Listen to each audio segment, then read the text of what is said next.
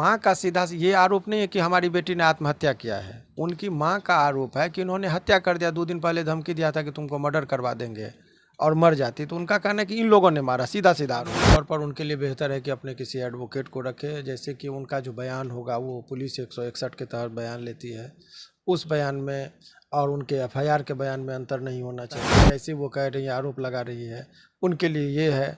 दूसरी बात, जो आरोपी हैं उनके लिए है कि भाई आप साबित कीजिए कि आपको इस हत्या से या इस मौत से आपका कोई लेना देना दुबे नाम तो आप लोगों ने सुना होगा, इस वक्त सुर्खियों में चल रही है, इसलिए कि आकांक्षा दुबे बनारस के एक होटल में आत्महत्या कर लेती है, ऐसा वहां यूपी पुलिस बता रही है। लेकिन उनकी माता जो है थाने में पहुंचती है और चिल्ला चिल्ला कर मीडिया वाले के सामने सोशल मीडिया पे कहती है कि समर सिंह और संजय सिंह जो है मेरे बेटी को मारा है, पीटा है, और ऐसा एफआईआर भी शायद दर्ज करा चुकी है।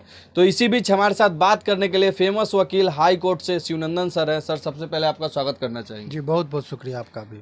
सर, ये आकांक्षा दुबे का जो मामला है उसमें उनकी माँ चिल्ला चिल्ला कर सोशल मीडिया पे कह रही है, थाना के अंदर जाकर, कि संजय सिंह और समर सिंह जो कि प्रसिद्ध फेमस कलाकार है भोजपुरी के, वो लोग पर आरोप लगा रही है। तो क्या लगता है सर, ये सुसाइड का मामला हो सकता है या ऐसा साजिश भी किया जा सकता है? देखिए, ऐसा हमारे या आपके लगने से कुछ नहीं होगा। जो वहाँ के जो उनकी माँ का जो बयान है, जो थाना के सामने प्रेस कॉन्फ्रेंस में वो बोल रही है, उनका आरोप ये है कि कुछ अभियुक्त का नाम बता रही हैं कि ये दोनों बहुत दिन से टॉर्चर कर रहे थे, प्रताड़ित कर रहे थे और उन्होंने धमकी दिया था, जिस वजह से हमारी बच्ची को मारा गया। हत्या हुई है, या आत्महत्या का मामला नहीं है, मार के उसको लटका दिया गया है, जो उनके माँ का बयान है। परंतु यदि आप, जहाँ तक लॉ पॉइंट का इन्वॉल्व है, आप लोगों के चैनल के माध्यम से मैं इस टॉपिक पर, मेरी कोई बहुत भूमिका नहीं होती कि मैं कोई बयान दूँ ऑथराइज तौर पर। परंतु होता क्या है कि जब कोई समाज में कोई सामाजिक चर्चा का विषय बन जाए, तो उस माध्यम से मेरा उद्देश्य ये होता है कि लोगों को लॉ की जानकारी हो जाए, ताकि कभी भी कोई आफत आपके अगल बगल में होता है या आपके घर में होता है, तो ऐसे परिस्थिति में आप कानून का जब ये ज्ञान होगा तो आप बेहतर निर्णय ले पाएंगे अपनी चीज़। तो ये एक ज्ञानवर्धक होता है, इस वजह से मैं आप लोगों के माध्यम से उस चीज़ों को पहुंचाना चाहता हूं, और ये केस लॉ कहलाता है ऐसे में। तो मेरा जो अपना एक कहना है ऐसे परिस्थिति में, तो आप एक चीज़ समझिए कि ये जो घटनाएं हैं, तो यदि कोई व्यक्ति आत्महत्या करता है, तो वो आत्महत्या का वजह क्या होता है। यदि कोई खास व्यक्ति के वजह से प्रताड़ित उसको क्या मजबूर कर दिया, और तब यदि कोई व्यक्ति आत्महत्या कर लिया, तो उसके लिए धारा जो है इंडियन पिनल कोड का वो सेक्शन 306 जो है वो अप्लाइड करता है ऐसे परिस्थिति में, कि जो व्यक्ति ने उसको मजबूर किया, उकसाया, प्रेरित किया आत्महत्या करने के लिए, तो ऐसे व्यक्ति पर धारा, जो सुसंगत धारा है, वो 306 है। और ऐसे परिस्थिति में उस व्यक्ति को 10 वर्षों तक की सज़ा का प्रावधान है।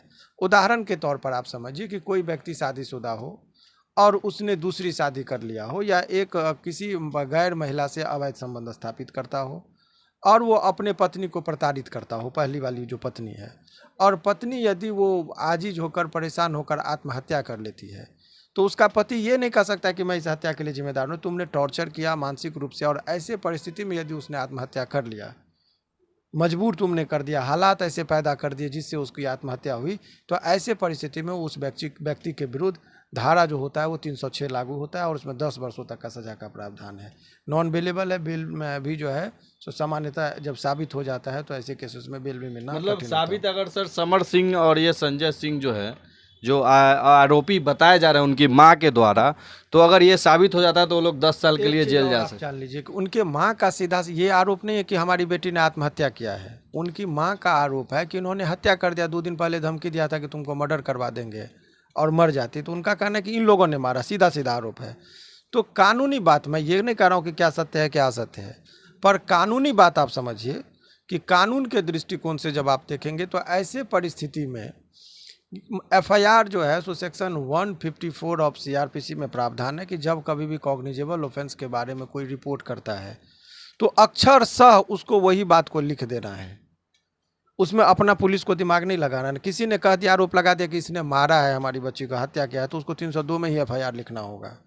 और एफआईआर लिखने के बाद अनुसंधान के दौरान यदि पुलिस जाती है और पता चलता है कि यह हत्या का मामला नहीं था, इसमें आत्महत्या का मामला है, सुसाइडल केस है, तो चार्जशीट वो फिर 306 में जमा करेगी, जिसको हमने कहा अटेम्प्ट टू सुसाइड का जो है, अबेटमेंट ऑफ सुसाइड का जो मामला है, उस पर वो चला जाता है।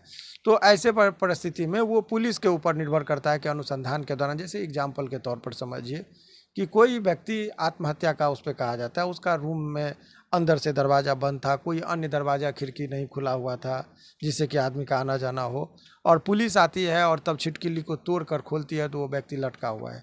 तो ये केस में यदि कोई व्यक्ति आरोप लगा रहा है कि हमारे बच्चे को मार के लटका दिया, तो परिस्थिति तो बयां कर दी। हम लोग के लॉ में एक लीगल मैक्सिम है कि race Ipsa लिक्विटर, things speak itself. परिस्थिति बहुत कुछ बयां कर देती है। तो परिस्थिति में ये लगता है कि आप बताएं कि यदि किसी का रूम अंदर से बंद हो चारों तरफ से और कोई लटका हुआ व्यक्ति हो, तो ऑब्वियसली ये लगता है कि ये आत्महत्या का मामला है। बाहर से कोई व्यक्ति कैसे लटकाने जाएगा, अंदर से लॉक कैसे कर देगा छिटकिली को। तो परिस्थिति से, तो ऐसे परिस्थिति में यदि पुलिस जाती है और उसको लगता है कि नहीं, जब वो जाती है पुलिस तो सारा विवरण उसको लिखना होता है कि पुलिस लिखती है अपने अनुसंधान के डायरी में कि जब मैं वहाँ पर गया तो अंदर से दरवाजे बंद थे, लाश का आँख खुला हुआ था, आधी आँख बंद थी, मुंह में झाग था, गले में रस्सी का दाग था। उनकी माँ ये भी बता रही कि हाथ पैर काला था। तो जो भी चीज़ है, तो वो जख्म के निशान थे, चोट के निशान थे, इत्यादि चीज़ यदि वो आता है तो पुलिस एक निष्कर्ष पर पहुंचती है। और पुलिस को यदि अनुसंधान के दौरान ये लगता है कि यह हत्या का मामला नहीं है, आत्महत्या था और आत्महत्या के लिए प्रेरित किसी व्यक्ति ने किया था, तो 306 में मामला जाएगा। लेकिन यदि मामला ये आत्महत्या का रहता है तो ऐसे परिस्थिति में फिर वो पुलिस अपने अकॉर्डिंग जो भी, तो वो इतना ही समझे कि इन्वेस्टिगेटिंग ऑफिसर को फुल्ली अथॉरिटी होती है कि अनुसंधान के दौरान जो बातें आई है, प्रतीत हुई है, वो बात को जिक्र करे और वही लिखती है और चार्जशीट उसी अप्रोप्रिएट धारा में करती है। सर अब जो है ये, अब आकांक्षा दुबे की माँ को कानूनी तौर से क्या क्या मतलब मदद मिल सकता है? क्योंकि अब तो वो अकेले पड़ गए, उसके घर में कोई कमाने वाला नहीं है, वो अकेले थी। लेकिन कानूनी तौर पे अगर उनको मदद चाहिए तो क्या क्या उनके लिए है कानूनी तौर पे? देखिए, कानूनी तौर पर उनके लिए बेहतर है कि अपने किसी एडवोकेट को रखे, जैसे कि उनका जो बयान होगा वो पुलिस 161 के तहत बयान लेती है, उस बयान में और उनके एफआईआर के बयान में अंतर नहीं होना चाहिए।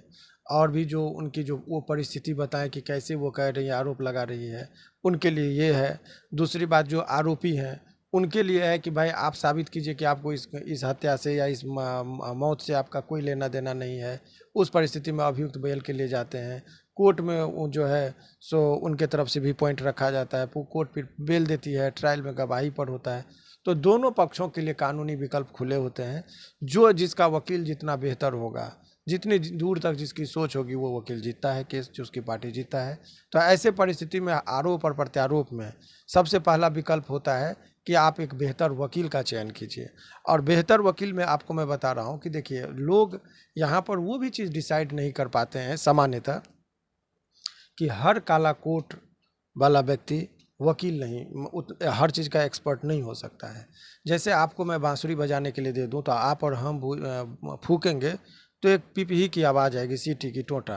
परंतु यदि वही कलाकार यदि कोई बजाता है तो किस छेद को कब दबाना है, किस उंगली को कब उठाना है, कब जोर से फूकना है, कब धीरे फूकना है, तो ये एक आर्ट होता है, एक कलाकारी होती है और धुन पैदा होता है।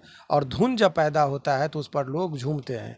ठीक उसी तरीके से वकालत भी एक जो पेशा होता है, ये शब्दों का धुन होता है। किस बात को बोलना है, किस बात को नहीं बोलना है, किस बात को कोर्ट के सामने धीरे रखना है, किस बात को जोर से रखना है, तो ये एक कलाकारी होती है। और कलाकारी होती है तो आप जितना बेहतर एडवोकेट का जो शब्दों को नचा पाए, शब्दों को अपने हिसाब से आपके पक्ष की बात को रख सके, तो हर बात को रखा भी नहीं जाता है।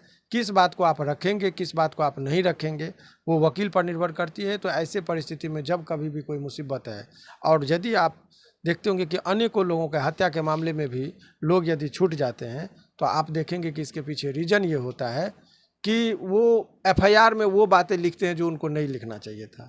तो एफआईआर कराने के टाइम में भी अपने संबंधित वकील से बात को ड्राफ्ट कराएंगे। गवाही जब 161 का होता है उससे पहले भी सलाह मशवरा कर लेंगे। तो लोगों को न्याय जो है यदि होती है तो अर्ली स्टेज में वकील से आप सजेशन लेते हैं तो आपका केस मजबूत होता है। सर तो अब उनकी माँ को ये बात ध्यान देना चाहिए कि एफआईआर जो है सही सही लिखवाएं। बाकी सर एक व्यक्तिगत सवाल रहेगा आपसे। भोजपुरी इंडस्ट्री में आए दिन जो है महिला कलाकारों को जो है इस तरह से प्रताड़ित किया जाता है, तो इन महिला कलाकारों को अपने उपाय के लिए कानूनी तौर से क्या करना चाहिए? हमेशा देखते हैं वीडियो कभी वायरल होता है, कभी सुसाइड कर लेती है लोग। एक कहावत है कि जात न पूछो साधु का। साधु का कोई जात नहीं होता है, उसी तरीके से कलाकार जब घर से बाहर निकलती है तो वहाँ महिला और पुरुष कह के यहाँ पर वो महिला टर्म एक बेचारगी को व्यक्त करने का जो सामान्यतः लोग यूज करते हैं वो गलत है। जब महिलाएं इंडस्ट्रीज़ में जाती हैं, जब वो एक आर्टिस्ट होती है, कभी भिखारी का रोल, कभी रईसों का रोल, कभी मॉडर्न लड़की का रोल, कभी कल्चरल एक देहाती का रोल, तो मॉडर्न लड़की का जब रोल करती हैं तो उनको अर्धनग्न कपड़े भी पहनने पड़ते हैं और स्वेच्छा से वो पहनते भी हैं, और वो इतनी बोल्ड होती हैं कि अपनी बातों को रखती है। तो ये एक पक्ष है। दूसरी पक्ष ये है कि काम के लालच में कम समय में बहुत लोग हर चीज़ में हामी भर देते हैं, जो उनकी अंतरात्मा गवाही नहीं देती है वो भी काम करने पर मजबूर हो जाती हैं, और वही एक सबब बनता है आत्महत्या का। तो ऐसे लोगों को समय लगेगा चलने में, लेकिन आप धीरे चलिए, लेकिन आपको जो आपका अंतरात्मा जो कहता है नहीं करने का वो काम मत कीजिए भारी मन से। वो सब एक कारण फ्रस्ट्रेशन का बनता है कि आपको जो चीज़ नहीं करके आपको रोल मिलना है, कोई आपको डायरेक्टर कह रहा है कि आप गंदे हरकत कीजिए, तो उस टाइम में आप तो गलत काम में हामी भर के उस रोल को पा लिया, लेकिन उस चीज़ को एंजॉय नहीं कर पाएंगे। क्योंकि लोगों में जो कोई भी इंडस्ट्रीज में जाता है तो वो हर आदमी की इतनी महत्वाकांक्षा होती है कि सम्मानपूर्वक जीवन वो जी पाए, समाज में वो लोग उनको रिस्पेक्टफुल मैनर से देखे, लेकिन वो चीज़ नहीं मिलता है। हीरोइन तो बन गए, लेकिन वो अदब और वो सम्मान जब नहीं पाता है, क्योंकि वो वहाँ तक पहुँचने में बहुत कुछ ऐसे काम कर बैठती है जो उनका मोरल सेंस उसको अलाउ नहीं करता था, और यही सब वजह होता है मौत का। तो आपको जीवन में कभी भी किसी भी इंसान को जो आपका अंतरात्मा जिस पारिवारिक पृष्ठभूमि से आप आते हैं उस पृष्ठभूमि का भी ख्याल रखिए कि उस सोसाइटी में क्या एक्सेप्टेबल है और क्या नहीं लोग एक्सेप्ट कर रहा है। और मोरल सेंस का जो परिभाषा है वो समाज से समाज निर्भर करता है। जैसे गांव की जो एक नई नवेली दुल्हन है, यदि वो एक छोटा वस्त्र पहनकर बुलेट पर चढ़ेगी तो चर्चा का विषय होगा, लेकिन आप शहर में देखेंगे हनीमून पर जाते हैं तो लोग करते तो वहाँ पर कोई नोटिस करने वाले नहीं। तो ग्रामीण कल्चर का मोरल सेंस कहता है कि नहीं कि आप लिबास में रहिए। तो वो निर्भर करता है उस परिस्थिति का, किस परिवेश में आपका जन्म हुआ है, और उसको यदि आप लांघेंगे तो आलोचना होगा, और आलोचना होगा तो ये कारण मौत का हो सकता है। इसीलिए लोगों को अपनी आत्मसंयम, ज्ञान और आपका कर्तव्यनिष्ठता, इस तमाम तरह का चीज़ का यदि आप ध्यान रखेंगे तो आत्महत्या के लिए मजबूर आप कभी नहीं हो सकते हैं। बहुत बहुत धन्यवाद सर समय देने के लिए। बाकी आप क्या सोचते हैं इस वीडियो के माध्यम से कमेंट में जरूर बताइएगा और वीडियो को शेयर कीजिएगा। जय हिंद, जय बिहार।